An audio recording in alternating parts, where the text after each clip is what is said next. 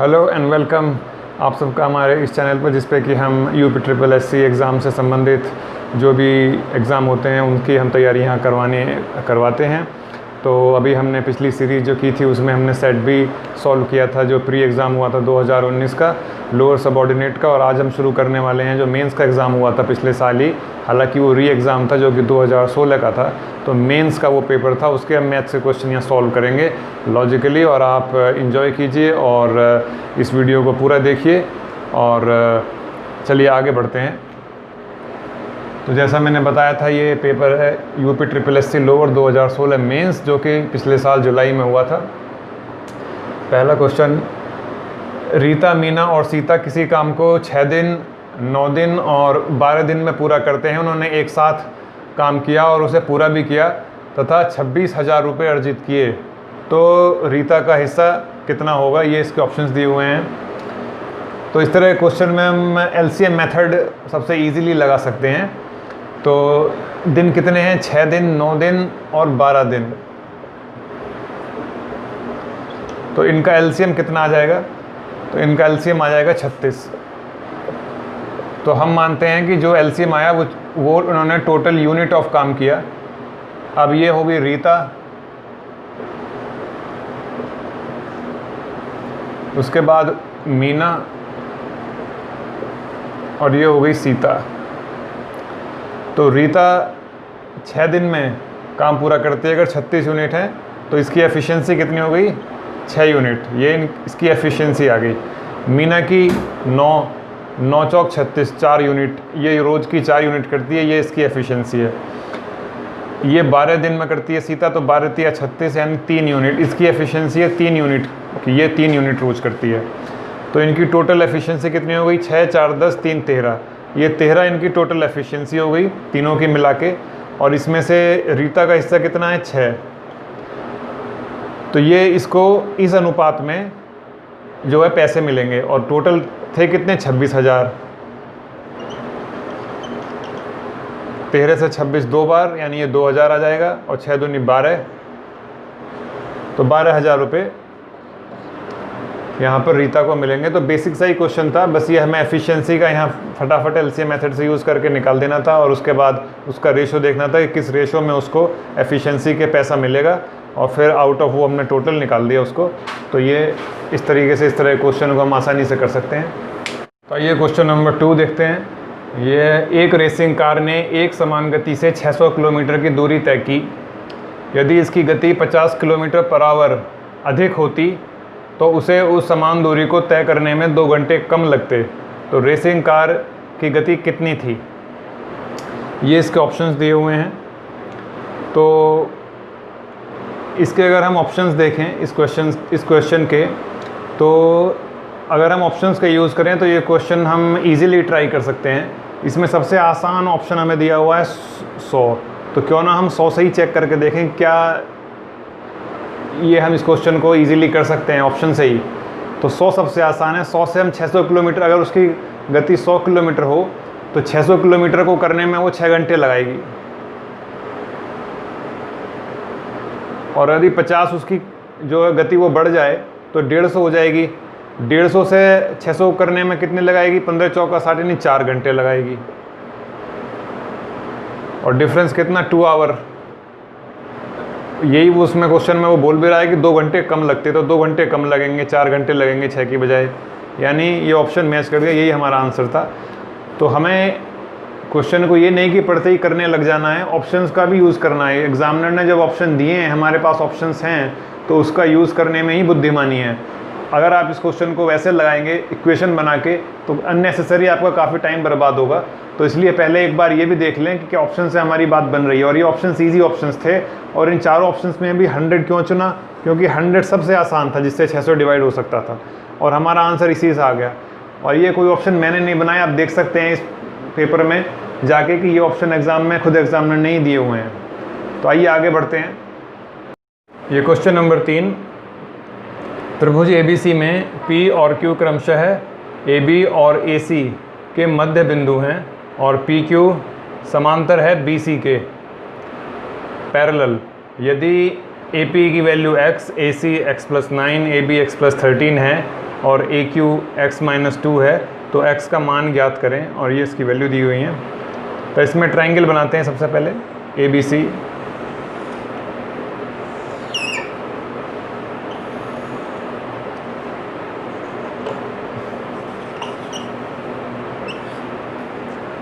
इसके बाद इसमें बताया हुआ एक P और Q क्रमशः है AB और AC के मध्य बिंदु हैं।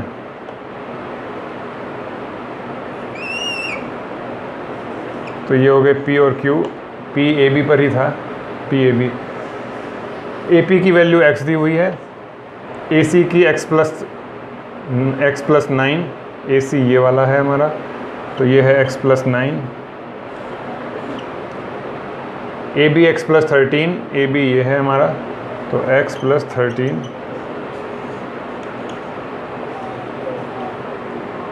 और AQ x माइनस 2, AQ ये हो गया हमारा, ये है x माइनस 2।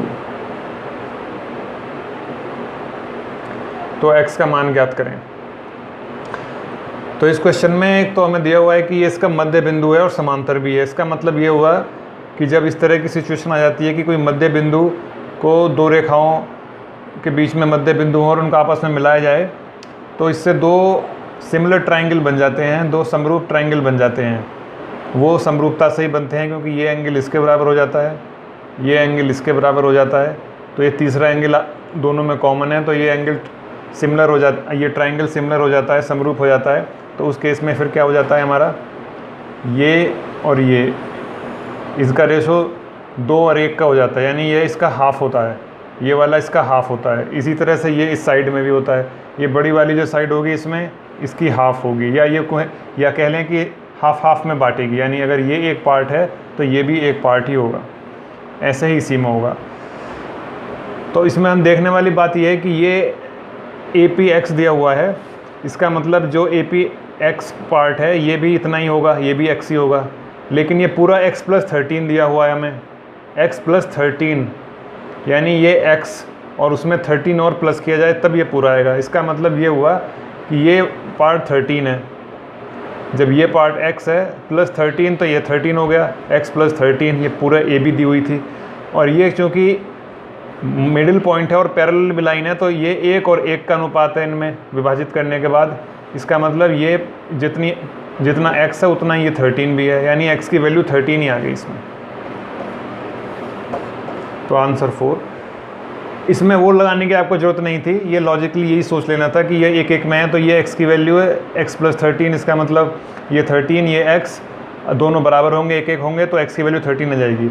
अगर आपने इसमें ऐसे लगाया सिमिलर ट्रायंगल का कि ये आपने किया AB अपॉन AP या AP अपॉन AB किया, AP अपॉन AB किया आपने, और फिर आपने यहाँ AP के सापेक्ष था AQ, फिर आपने AQ अपॉन AC किया, फिर AP की वैल्यू रखी, फिर AB की रखी, फिर AX की, फिर AC की रखी, फिर इनको मल्टीप्लाई किया, उसमें एक इक्वेशन बन जाएगी, फिर उसको आप सॉल्व करोगे x में, बहुत टाइम आपका बर्बाद होगा। तो बस यही इसमें लॉजिकली ध्यान रखना था आपको, और तुरंत इसमें आपको आंसर मिल जाता बिना सॉल्व करे ओरली। तो इस तरह से आप सोचने की आदत डालिए। आइए आगे। 4, ये हमें एक एक्सप्रेशन दिया हुआ है 1 minus cos alpha upon sine alpha plus sign alpha upon 1 minus cos alpha, इसका मान बताना है। ये ऑप्शंस दिए हुए हैं। इस तरह के क्वेश्चंस में बहुत से बच्चे वैल्यू रख के भी क्वेश्चन सॉल्व करने की कोशिश करते हैं, लेकिन इस क्वेश्चन में अगर वैल्यू रखने की अगर हम सोचें तो अगर हम 90 पे चेक करते हैं तो 90 में अगर हम ऑप्शन देखें तो ये दोनों सेम हो जाएंगे, और अगर हम 0 रखें तो 0 रखने में साइन एल्फ़ा 0 हो जाएगा, तो ये वैल्यू अनडिफाइंड हो जाएगी। अगर हम 45 रखते हैं तो 45 रखने में ये कॉस और साइन वाले बराबर हो जाएंगे और ये दोनों बराबर हो जाएंगे ऑप्शंस। और अगर हम 30 या 60 पे चेक करते हैं तो उसमें कैलकुलेशन इसमें लंबी हो सकती है। तो ये क्वेश्चन हम ट्रेडिशनली भी कर सकते हैं इजीली, कोई बहुत ज़्यादा उसमें दिक्कत नहीं आएगी। ये इसका ये एलसीएम आ गया, ऊपर ये 1 माइनस कॉस एल्फ़ा का होल स्क्वायर बन जाएगा, साइन स्क्वायर एल्फ़ा, और नीचे आ गया आपका 1 माइनस कॉस एल्फ़ा और ये साइन एल्फ़ा। अब जब हम इसको खोलेंगे तो ये बन जाएगा 1 plus cos square alpha plus 2 cos alpha plus sine square alpha, नीचे ये आपका यही आ गया sine alpha 1 minus cos alpha. इसमें ये हम कॉस स्क्वायर अल्फ़ा और साइन स्क्वायर अल्फ़ा, ये इसका मान 1 होता है और ये एक 1 यहाँ पर है। 2 प्लस 2 कॉस अल्फ़ा, और उसमें अगर हम 2 कॉमन ले लें तो 1 plus cos alpha upon sine alpha 1 minus cos alpha. ये बल्कि वैल्यू यहाँ माइनस की होगी क्योंकि ये माइनस का था बीच में, तो ये माइनस की हो जाएगी, ये माइनस का आएगा, ये इससे कैंसिल हो जाएगा। आपका बचा 2 upon sine alpha. 2 upon sine alpha क्या हो जाएगा? 2 कोसेक अल्फ़ा। तो ऑप्शन नंबर 3 इसका सही आंसर हो गया, 2 अपॉन कोसेक अल्फ़ा। बाकी वैल्यू में इसमें इतना स्ट्रेट फॉरवर्ड नहीं था, 30 और 60 पे शायद निकल जाते, लेकिन उसमें कैलकुलेशन लंबी बनती इसमें दिखाई दे रही है थोड़ा। तो ट्रेडिशनली भी ये काफ़ी आसान था, कोई दिक्कत नहीं थी इसमें। आइए आगे बढ़ते हैं। तो क्वेश्चन नंबर 5 देखते हैं। पिंटू ने 10% की हानि पर एक वस्तु बेची। यदि उसने इसे 180 रुपये अधिक पर बेचा होता तो उसे 2% का लाभ होता। तो वस्तु का क्रय मूल्य यानी कि कॉस्ट प्राइस हमें बताना है और ये ऑप्शंस दिए हुए हैं। तो 10% के उसने हानि पर वो चीज़ बेची थी, यानी -10% अगर हम इसको लिख दें हानि को, और वो उसको 180 रुपये अधिक पर बेचता तो उसे 2% का लाभ होता, यानी +2%। तो इनके बीच का अंतर कितना हुआ? ये अंतर उसने क्वेश्चन में 180 रुपये दिया हुआ है, रुपए के टर्म्स में 180 का लाभ होता, लेकिन परसेंटेज में -10 से +2 में जाने पे अंतर हो जाएगा 12% का। -10 से 0 तक 10 गए और फिर 2 और, यानी 12%। ये 12% की वैल्यू उसने 180 दी हुई है। तो 12% की वैल्यू 180 है, तो 100% यानी CP क्या होगा? वो 100% होगा। तो यही बस हमें निकालना था। तो 12% 180, तो 1% कितना हो गया? 1% हो गया आपका 180/12। ये हो जाएगा 12 एकम और 12 पंजे 60, 15। और 100% कोई भी चीज़ होती है 100% पूरी, तो कॉस्ट प्राइस कितना हो जाएगा? 2 जीरो और लगा देंगे इसमें, यानी 1500 हो जाएगा। तो इसका आंसर आ गया 1500। तो बस इसमें यही लॉजिक लगाना था कि जो डिफरेंस था 180 का परसेंटेज के टर्म्स में जो दिया हुआ था वो 12% था। बस यही हमें सोचना था कि कितने का 12% 180 होगा, वो हमने तुरंत निकाल लिया यहाँ पर 1500। आइए आगे बढ़ते हैं।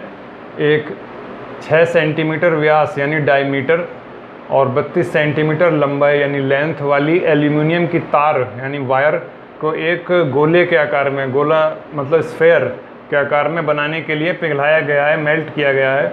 तो उस स्फेयर की, उस गोले की रेडियस यानी त्रिज्या बतानी है कितनी होगी। तो इसमें जो कॉन्सेप्ट होता है वो ये कि दोनों का जो हमारे पास चीज़ें होती हैं जो शुरू में होती है, जैसे इसमें एल्यूमिनियम की तार है, और जो बाद में उसको पिघला के उसको मेल्ट करके बनाया जाता है, यानी जैसे इस केस में स्फेयर, तो उन दोनों का वॉल्यूम बराबर होता है। क्योंकि जितना वॉल्यूम पहले था पिघलाने के बाद भी उतना ही वॉल्यूम बाद में होगा, बस उसकी शेप बदल गई है, लेकिन वॉल्यूम उतना ही है। तो तार जो होता है उसकी जो शेप होती है वो एक सिलेंडर के फॉर्म में मानी जाती है, क्योंकि कुछ उसकी लेंथ होती है और कुछ उसमें थोड़ी सी हाइट भी होती है। तो इस हिसाब से फिर इसका वॉल्यूम कितना हो जाएगा तार का, यानी एल्यूमिनियम का जो सिलेंडर का वॉल्यूम होता है। पाई को लिखने की ज़रूरत नहीं है क्योंकि पाई दोनों तरफ से कट ही जाएगा। R होता है व्यास, वॉल्यूम को बराबर रख देते हैं। तो जो हमारे पास एल्यूमिनियम की वायर है उसका वॉल्यूम कितना हो जाएगा, जो एक सिलेंडर का वॉल्यूम होगा वही हो जाएगा। तो सिलेंडर के केस में क्या होता है, πr², h उसका आयतन होता है, यानी उसका वॉल्यूम होता है। तो पाई को लिखने की जरूरत नहीं है, ध्यान रखें, क्योंकि पाई दोनों तरफ से कट ही जाएगा। R होता है डायमीटर का आधा यानी 6 का आधा 3 यानी 3 स्क्वायर। h जो इसकी हाइट है वो h बन जाएगी तार की, और गोले का आयतन होता है 4/3। पाई कटी जाएगा दोनों तरफ था, तो लिखने की जरूरत नहीं थी, पहले ही नहीं लिखा था हमने। और r³ होता है, ये हमें यही निकालना है। तो इसमें हम 4 से ये 32 8 बार चला जाएगा, और ये 3 जब इधर आ जाएगा तो ये इसकी पावर 3 बना देगा। इसको यहाँ से हटा देते हैं, तो ये 3 की पावर 3 बन गई, और 8 होता है 2 की पावर 3। तो ये हमारे पास क्या बन गया, अगर हम क्यूब ले लेंगे दोनों तरफ का फिर, तो ये 3 और 2 यानी 6 का क्यूब बन जाएगा, यानी r की वैल्यू कितनी आ जाएगी, 6। तो इसमें बस यही करना था, बाकी अननेसेसरी पाई लिखने की जरूरत नहीं थी, और इसको ईज़िली हम आसानी से कर सकते थे। बस यही कॉन्सेप्ट समझना था कि दोनों का वॉल्यूम बराबर होगा। तो आज ये हमने 1 से लेकर 6 तक के क्वेश्चंस किए हैं। इसी तरह से कल हम फिर आगे क्वेश्चन में बढ़ेंगे, और रीजनिंग की सीरीज़ भी हम लाने वाले हैं, प्रीवियस ईयर क्वेश्चंस की, जो कि पिछले साल आए हुए हैं। तो इसके अलावा हमने जो एक प्री का पेपर था वो पहले सॉल्व कर चुके हैं ऑलरेडी, और उसकी वीडियोज़ अवेलेबल हैं। इसके अलावा हमने UPSI के प्रीवियस ईयर क्वेश्चंस की भी सीरीज़ शुरू की है, उसकी भी वीडियो आपको प्लेलिस्ट में मिल जाएगी। तो इन क्वेश्चन से ज़्यादा लाभ उठाएं, ज़्यादा से ज़्यादा शेयर करें अपने फ्रेंड्स को, और लाइक बटन प्रेस करें, और सब्सक्राइब करना ना भूलें चैनल को। एक बार फिर मिलते हैं नई वीडियो के साथ कल। धन्यवाद।